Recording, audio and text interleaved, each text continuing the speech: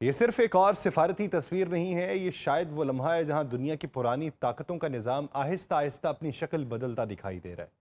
ایک طرف واشنگٹن اب بھی خود کو عالمی فیصلوں کا مرکز سمجھتا ہے، دوسری طرف بیجنگ خاموشی سے وہ مقام حاصل کرتا جا رہا ہے جہاں متحارب قوتیں بھی آخر کار بیٹھنے پر مجبور ہو جا رہی ہیں۔ یہی وجہ ہے کہ جب ایک ہی ہفتے پہلے ڈونلڈ ٹرمپ اور پھر ایک ہی ہفتے بعد ولادیمیر پیوٹن بیجنگ پہنچتے ہیں تو یہ محض اتفاق محسوس نہیں ہوتا، بلکہ ایسا لگتا ہے جیسے دنیا کی نئی سفارتی کشش ثقل اب آہستہ آہستہ چین کی طرف منتقل ہو رہی ہے۔ خاص بات یہ کہ چائنا اس پورے مرحلے میں نہ کھل کر جنگی اتحاد بنا رہا ہے، نہ براہ راست محاذ آرائی کی زبان استعمال کر رہا ہے، مگر اس کے باوجود ہر بڑا بحران کسی نہ کسی انداز میں آخر کار بیجنگ کے دروازے تک پہنچ رہا ہے۔ یوکرین جنگ ہو، ایران بحران ہو، آبنائے ہرمز کی کشیدگی ہو، تائیوان کا معاملہ ہو یا عالمی تجارت ہو یا پھر مصنوعی ذہانت کی جنگ ہو، ہر معاملے کے اندر چین اب صرف ایک تماشائی نہیں بلکہ ایک ایسا طاقتور کردار بنتا جا رہا ہے جسے نظر انداز کرنا ممکن نہیں رہا، اور شاید یہی اس وقت دنیا کی سب سے بڑی تبدیلی ہے، کیونکہ ماضی میں طاقت کا مطلب صرف فوجی اڈے، جنگی جہاز اور پابندیاں ہوا کرتی تھیں، مگر اب طاقت اس ملک کے پاس جا رہی ہے جہاں دشمن بھی مذاکرات کے لیے پہنچے ہیں، اتحادی بھی تجارت کے لیے قطار میں کھڑے ہیں، عالمی معیشت بھی جس کے بغیر مکمل نہیں ہے۔ یہی وہ خاموش تبدیلی ہے جو آج بیجنگ کے بند کمروں والی ملاقاتوں میں لکھی جا رہی ہے، اور شاید آنے والے برسوں میں یہی عالمی سیاست کا نیا رخ متعین کرے گی۔ آپ سب پر سلامتی ہوں، میں یاسر رشید ہوں اور آپ دیکھ رہے ہیں سنو نیوز۔ ناظرین، یہ ملاقات صرف دو صدور کی رسمی بیٹھک نہیں لگ رہی، ایسا محسوس ہو رہا ہے جیسے دنیا کے بدلتے ہوئے طاقت کے توازن کا ایک نیا باب خاموشی سے بیجنگ میں لکھا جا رہا ہو۔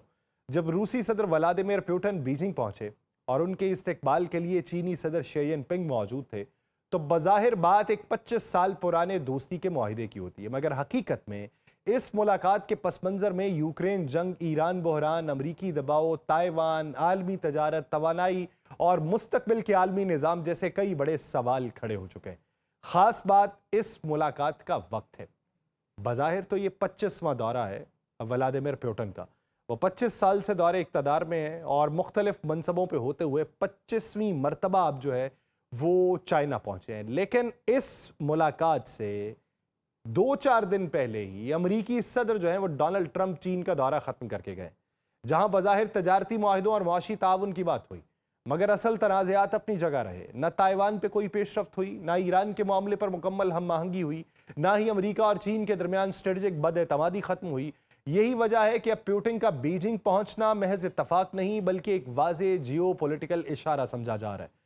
روس اس وقت مغربی پابندیوں، یوکرین جنگ کے طویل دباؤ اور عالمی تنہائی کے ماحول میں کھڑا ہے۔ ایسے میں چین اس کے لیے صرف ایک دوست نہیں بلکہ معاشی سانس لینے کا ذریعہ ہے۔ روس کو چینی مارکیٹ، چینی ٹیکنالوجی، صنعتی پرزاجات، ڈرون سے متعلق ڈوئل یوز ٹیکنالوجیز اور توانائی کی خریداری کی ضرورت ہے۔ دوسری طرف چین جو ہے یہ روسی تیل اور گیس کو نسبتاً کم قیمت پہ حاصل کر کے اپنے صنعتی پہیے چلا رہا ہے۔ یہی وجہ ہے کہ بہت سے مغربی ماہرین اب روس کو اس تعلق میں جونیئر پارٹنر قرار دیتے ہیں، لیکن ماسکو اور بیجنگ اس تاثر کو مسترد کرتے ہیں۔ ان دونوں کا مشترکہ موقف یہ ہے کہ وہ ایک ملٹائی پولر ورلڈ کی تشکیل چاہتے ہیں، یعنی ایسی دنیا جہاں صرف امریکہ ہی واحد فیصلہ کن طاقت نہ ہو۔ یہی وہ نقطہ ہے جہاں روس، چین، ایران اور کئی دیگر ممالک کے مفادات ایک دوسرے سے جڑتے دکھائی دیتے ہیں۔ دلچسپ پہلو یہ ہے کہ ایران جنگ نے اس اتحاد کو مزید اہم بنا دیا۔ امریکہ اور اسرائیل کی ایران کے خلاف کارروائیوں کے بعد چین نے بظاہر غیر جانبدارانہ زبان استعمال کی، مگر اس نے واضح طور پہ یہ بھی کہا کہ یہ جنگ شروع ہی نہیں ہونی چاہیے تھی۔ دوسری طرف روس نے بھی امریکی پالیسیز کو غیر ذمہ دارانہ قرار دیا۔ اس کا مطلب یہ ہے کہ اگرچہ ماسکو اور بیجنگ براہ راست عسکری اتحاد کا اعلان نہیں کر رہے، مگر دونوں عالمی تنازعات میں امریکی اثر و رسوخ کو متوازن کرنے کی مشترکہ کوشش کرتے دکھائی دیتے ہیں۔ بیجنگ اس وقت ایک غیر معمولی سفارتی پوزیشن میں کھڑا نظر آتا ہے۔ چند دنوں کے اندر پہلے ٹرمپ اور پھر پیوٹن، دنیا کی دو ایسی طاقتیں جو ایک دوسرے کی حریف سمجھی جاتی تھیں، وہ دونوں چین کے در پہ تھیں۔ اس سے پہلے ایرانی قیادت کے ساتھ رابطے بھی ہوئے، گویا چین خود کو ایک ایسے عالمی مرکز کے طور پہ پیش کر رہا ہے جہاں متحارب قوتیں بھی آ کر بات کرنے پر مجبور ہیں، اور یہی وہ سفارتی طاقت ہے جسے چین خاموشی سے اپنی سب سے بڑی اسٹریٹجک کامیابی میں تبدیل کر رہا ہے۔ مگر اس تصویر کا دوسرا رخ بھی ہے۔ چین ابھی تک براہ راست محاذ آرائی سے بچنا چاہتا ہے، وہ امریکہ کے ساتھ مکمل تصادم نہیں چاہتا کیونکہ اس کی معیشت عالمی تجارت سے جڑی ہوئی ہے۔ اسی لیے بیجنگ ایک طرف روس کے ساتھ تعلقات مضبوط کرتا ہے، دوسری طرف واشنگٹن کے ساتھ تجارتی دروازے مکمل بند بھی نہیں ہونے دیتا۔ इसी दौरान ताइवान का मसला मुसलसल पस मंजर में मौजूद है। चीन जानता है कि अमेरिका की असल स्ट्रेटेजिक तवज्जो आखिरकार बहरुल काहिल और ताइवान की तरफ जाएगी, और यही वजह है कि बीजिंग हर बड़ी सिफारती मुलाकात में यह पैगाम जरूर देता है कि ताइवान उसके लिए एक रेड लाइन है।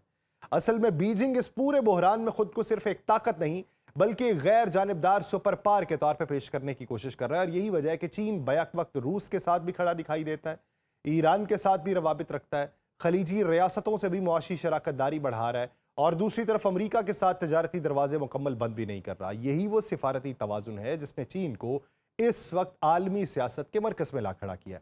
और जब शी जिनपिंग एक दिन अमरीकी सदर के साथ बैठे और फिर उसके एक दिन का वक्फा हुआ और फिर व्लादिमीर पुतिन का इस्तेकबाल किया, तो ये सिर्फ सिफारती आदाब नहीं, ये दुनिया को पैगाम दिया जा रहा है कि अब कोई भी बड़ा बहरान चीन को नज़रअंदाज करके हल नहीं हो सकता। चीन की सबसे बड़ी ताकत ये है कि वो खुलकर किसी अस्करी ब्लॉक का हिस्सा बनता नजर नहीं आ रहा, वो नेटो जैसा इत्तेहाद नहीं बनाता, खुलेआम फौजी महाजराई की ज़बान कम इस्तेमाल करता है, नॉन इंटरफेरेंस यानी दूसरे ममालिक के दाखिली मामलात में मुदाखलत ना करने का उसूल दोहराता है, मगर पस मंज़र में वो खामोशी से अपनी मुआशी, टेक्नोलॉजिकल और स्ट्रेटेजिक असर और रसूख को बढ़ाता जा रहा है। यही वजह है कि बहुत से माहिरीन अब चीन को खामोश सुपर पावर करार देते हैं। ईरान जंग ने इस किरदार को मजीद नुमाया किया। आबनाए हरमुज की कशीदगी ने सबसे ज़्यादा खतरा चीन की मईशत को पहुंचाया, क्योंकि चीनी सनतों का बड़ा हिस्सा मशरक़ वस्ता की तवानाई पर मुनहसर है। अगर तेल की सप्लाई लंबे अरसे के लिए मुतासिर होती है तो उसका बराह रास्त दबाव बीजिंग पे पड़ेगा। इसीलिए चीन एक तरफ जंगबंदी चाहता है, लेकिन दूसरी तरफ वो ईरान को मुकम्मल तौर पर तनहा भी नहीं छोड़ना चाहता। यही वजह है कि ट्रंप और शी जिनपिंग की मुलाकात से अमेरिका जिसे बड़े नतीजे की उम्मीद थी वो हासिल नहीं कर सका। वाशिंगटन चाहता था कि चीन ईरान पर दबाव डाले, बीजिंग ने मोहताज जुबान इख्तियार की, उसने जंग रोकने की बात की मगर तेहरान से फासला इख्तियार नहीं किया। मॉस्को के लिए ये सबसे इत्मीनान बख्श बात थी, क्योंकि रूस जानता था कि अगर चीन ने ईरान या रूस से हाथ खींच लिया तो मगरबी दबाव कई गुना बढ़ जाएगा। इसी दौरान यूक्रेन जंग भी इस पूरी सिफारती बसात का हिस्सा बनी हुई है। चीन मुसलसल मुज़ाकरात और अमन की बात कर रहा है, मगर वो रूस को उस अंदाज में दबाव में नहीं लाना चाहता कि मॉस्को जो है आलमी सतह के ऊपर जिल्लत महसूस करने लगे, क्योंकि चीन बखूबी जानता है कि अगर रूस कमज़ोर हुआ तो अगला मुकम्मल स्ट्रेटेजिक दबाव खुद चीन पर मुंतकिल होगा। यही वजह है कि बीजिंग रूस को मुकम्मल शिकस्त से बचाना भी चाहता है और खुलेआम जंगी इत्तेहाद का हिस्सा बनने से भी गुरेज करता है। चीन की असल हिकमत अमली शायद यही है, वह दुनिया को ये बावर करवा रहा है कि वह ना सिर्फ एक मुआशी ताकत है बल्कि अब सिफारती मरकज़ भी बनता जा रहा है। एक ऐसा मुल्क जहां अमेरिका भी आता है, रूस भी, ईरान भी, अरब रियासतें भी सरमायाकारी कर रही हैं और आलमी सप्लाई चेन भी उसी के गिर्द घूम रही है। इसीलिए अगर इस पूरे मंजरनामे को गौर से देखा जाए तो महसूस होता है कि चीन रिवायती अंदाज में सुपर पावर बनने की कोशिश नहीं कर रहा, बल्कि वो एक ऐसा आलमी किरदार तख्लीक कर रहा है जहां जंग में शामिल हर फरीक आखिरकार किसी न किसी मरहले पे बीजिंग की तरफ देखने पर मजबूर हो जाए। और शायद यही वक्त इस वक्त चीन की सबसे बड़ी कामयाबी है कि दुनिया की दो सबसे बड़ी मुतहारिब ताकतें अमेरिका और रूस दोनों एक हफ्ते में बीजिंग पहुंचते हैं, जबकि ईरान, खलीजी रियासतें, यूरोप और एशिया सब ये समझने लगे हैं कि अगली आलमी सफबंदी में चीन को नजरअंदाज करना अब मुमकिन नहीं रहा। मुझे दीजिए इजाजत, अल्लाह निगहबान।